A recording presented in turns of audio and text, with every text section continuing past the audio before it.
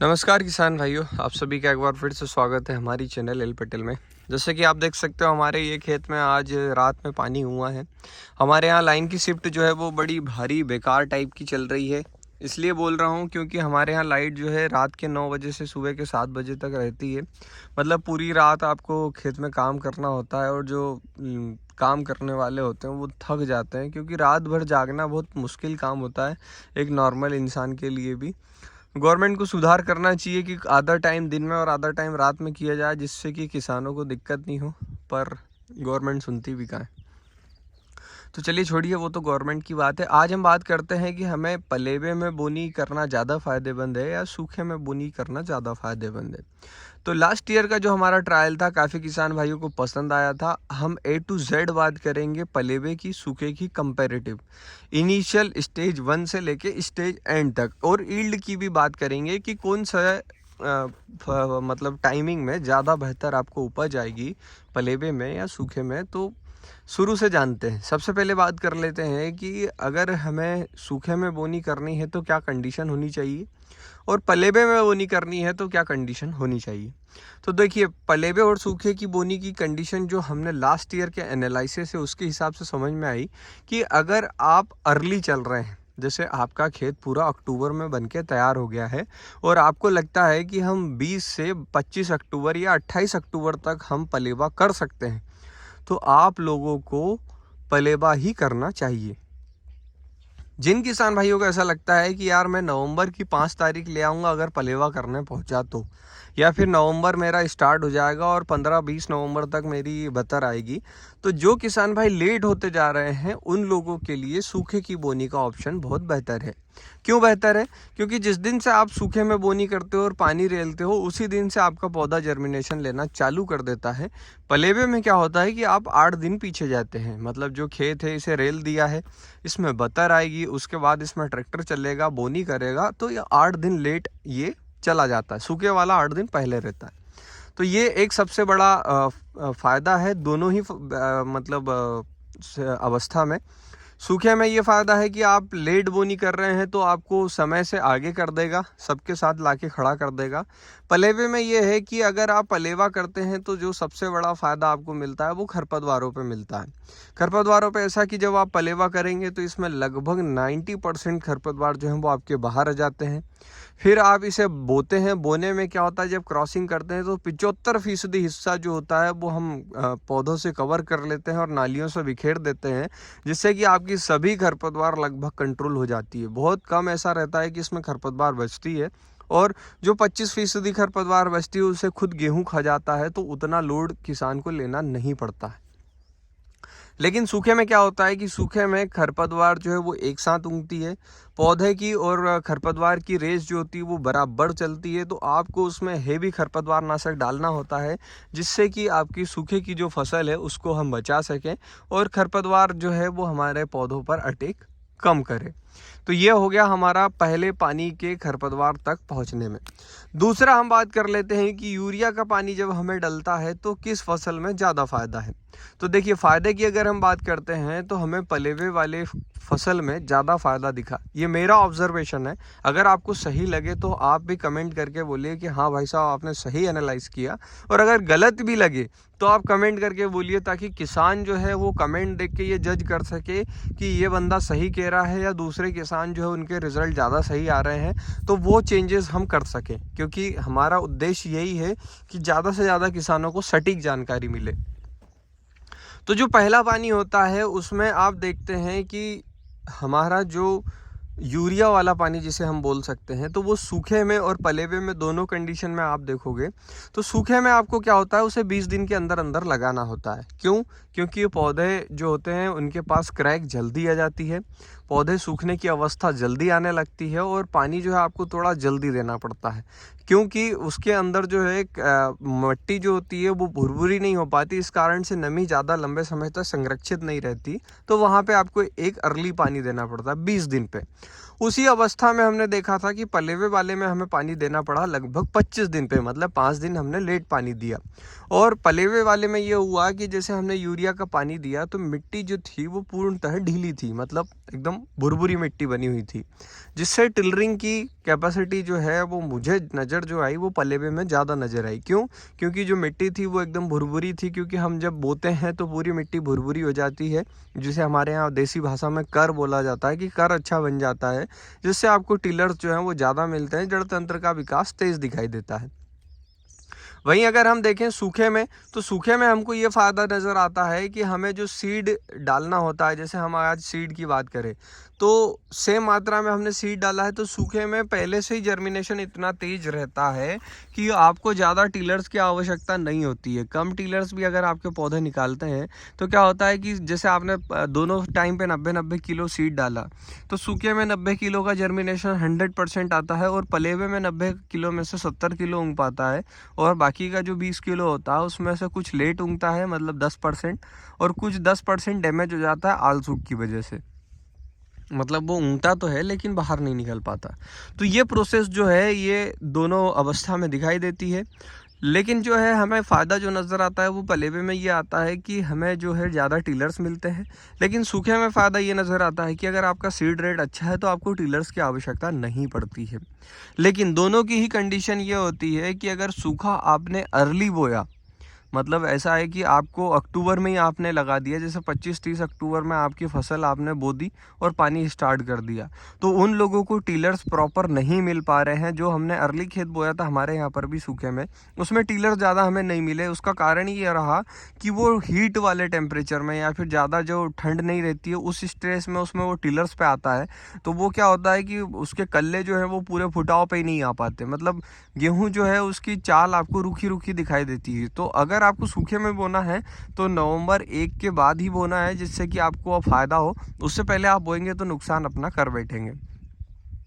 अब हम बात कर लेते हैं कि सूखे में हमें शुरू में फ़ायदा तो रहा कि हम 8 दिन पहले हो गए, लेकिन हमें पलेवे में ये फ़ायदा हुआ कि हमें टीलर्स जो है वो ज़्यादा अच्छे मिले। सूखे में हमें सीड की संख्या ज़्यादा मिली। अच्छा, उन किसान भाइयों के लिए ज़्यादा बेहतर है जैसे आपके पास रेयर मटेरियल है, मतलब आपके पास ऐसे बीज हैं जो आपके पास 20 किलो, 10 किलो, 25 किलो इस अवस्था में है, तो वो गेहूँ जो है आप सूखे में बोकर ज़्यादा अच्छे से उसकी सीड निकाल सकते हैं, मतलब सीड की क्वांटिटी बना सकते हैं, क्योंकि जर्मिनेशन प्रॉपर आता है। और पलेवे में थोड़ा सा जर्मिनेशन डैमेज हो जाता है। अगर आपको पलेवे में जर्मिनेशन बैलेंस करना है, बीज कम है, तो आप एक स्प्रिंकलर का 2 घंटे की शिफ्ट दे दें तो आपका बराबर जर्मिनेशन आ जाएगा। लेकिन उसके साथ चारा भी पैदा पूरा पर्याप्त मात्रा में होगा, जिससे आपको आगे जाके दिक्कत बहुत ज़्यादा होती है। विशेषतः सरसों जो है उसकी पैदावार जो है, सरसों हमारे यहाँ पर जंगल सरसों जो होती है वो बहुत ज़्यादा हो जाती है, तो उससे आपको दिक्कत जो है उठानी पड़ेगी। अब ये स्टेज तो आ गई हमारी दूसरे पानी तक, मतलब हमने जो पहला पानी दिया जिसके उंगाने का पानी कहता है या फिर पलेवे का पानी, दूसरा हम यूरिया का पानी कह लेते हैं। तीसरे पानी की अवस्था में हम बात करें तो तीसरे पानी में आपको सूखे में जो है टाइमिंग बहुत बेहतर मिल जाती है।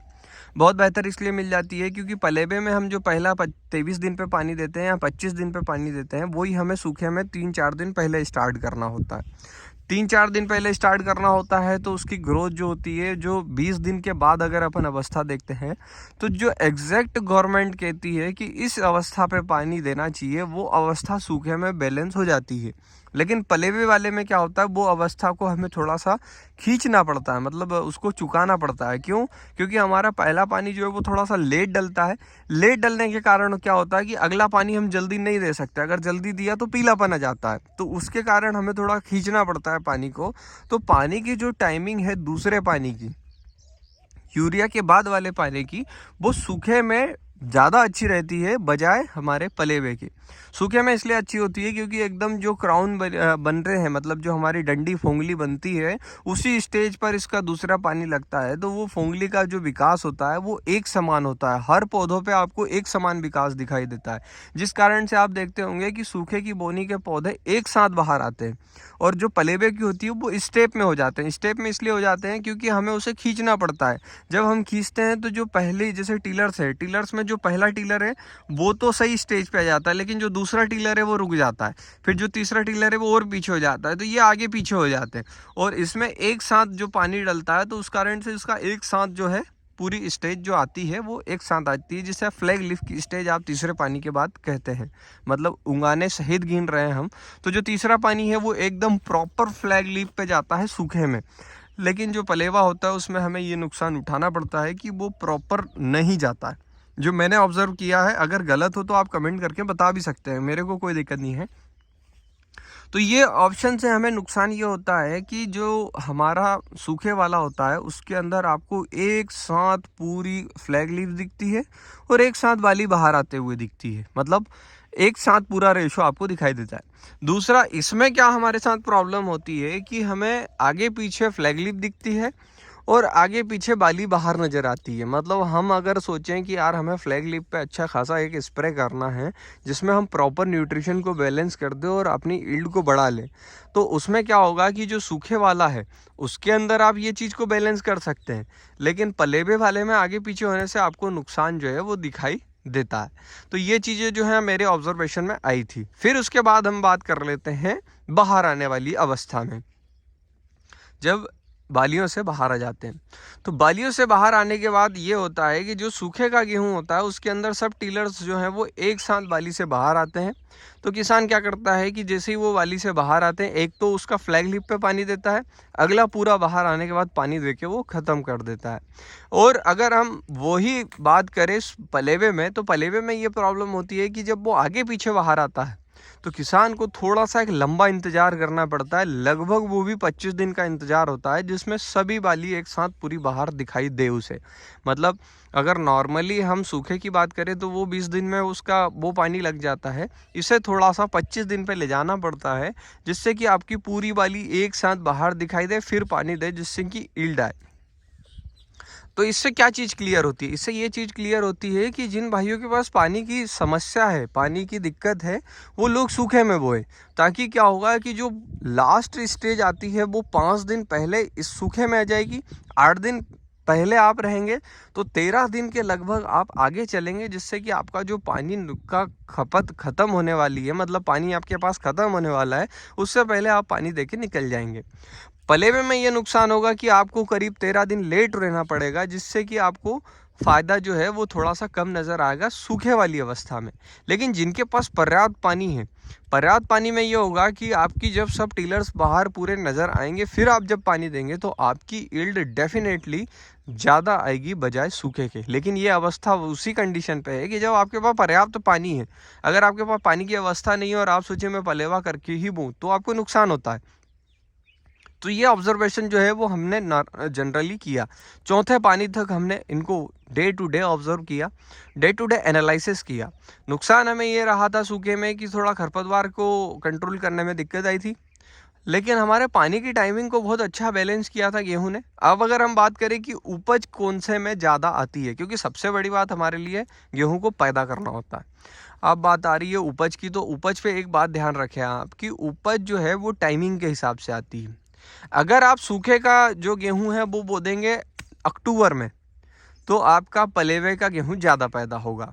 अगर आपने गेहूं पलेवे का बो दिया नवंबर 10 के बाद, तो आपका सूखे का गेहूं ज़्यादा पैदा होगा। तो कंडीशन ये है कि अगर आप आगे चल रहे हैं तो पलेवा करके बोनी करनी है, और अगर आप पीछे हो गए हैं तो आपको सूखे में बोनी करनी है, जिससे कि आपकी उपज जो है वो टाइमिंग बैलेंस हो जाए। अब ये बात आती है कि काफ़ी किसान भाई बोलेंगे भैया मैं तो 25 साल से सूखे में बो रहा हूँ और मेरी सूखे की ईल्ड ज़्यादा आ रही है।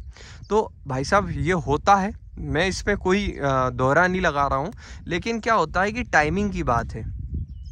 अगर आपने प्रॉपर टाइमिंग पे बोया है तो आपकी पैदावार डेफिनेटली आनी है। मैं कभी ये नहीं कह रहा कि आपका गेहूं कम पैदा होगा, लेकिन टाइमिंग का ही खेल है। कुछ किसान भाई ऐसे हैं जिनके पास 2 से 3 पानी है और वो कोशिश कर रहे हैं कि ज़्यादा से ज़्यादा उपज लें, तो उनके लिए सूखे का एक बेहतर ऑप्शन है। जो किसान भाई के पास पर्याप्त पानी है वो लोग खरपतवार को कंट्रोल करके रखें, क्योंकि जिनके पास पानी पर्याप्त होता है उनके पास चारा, खरपतवार जिसे बोलते हैं या कचरा जिसे बोलते हैं, वो भी पर्याप्त होता है, तो उसको कंट्रोल करते हुए आप पलेवे पे जा सकते हैं।